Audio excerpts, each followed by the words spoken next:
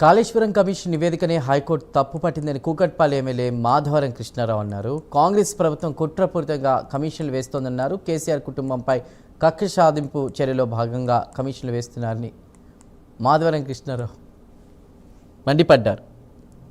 దేశం మొత్తం చూపెట్టిండు ఆ రోజున ప్రధానమంత్రి గారు. ఈ రాష్ట్రంలో జరిగిన అభివృద్ధి దేశం మొత్తం చూపెట్టిండు ఆ రోజున ప్రధానమంత్రి గారు. ఈ రాష్ట్రంలో జరుగుతున్న అభివృద్ధినే రాష్ట్ర వ్యాప్తంగా రైతు బంధు ద్వారా చూపెట్టిండు. ఆ రోజు బీజేపీ పార్టీ ఆ రోజు రైతులకు 2000 రూపాయలు ఇచ్చిండ్రు అంటే రైతులకు అది కేసీఆర్ గారు ఇచ్చినటువంటి రైతు బంధు ద్వారానే దేశం మొత్తం ఇచ్చింది. ఈ రోజున కరెంటు బాధ టపటప 4 చుక్కలు నిలబడే కరెంటు బాధ చేస్తారు.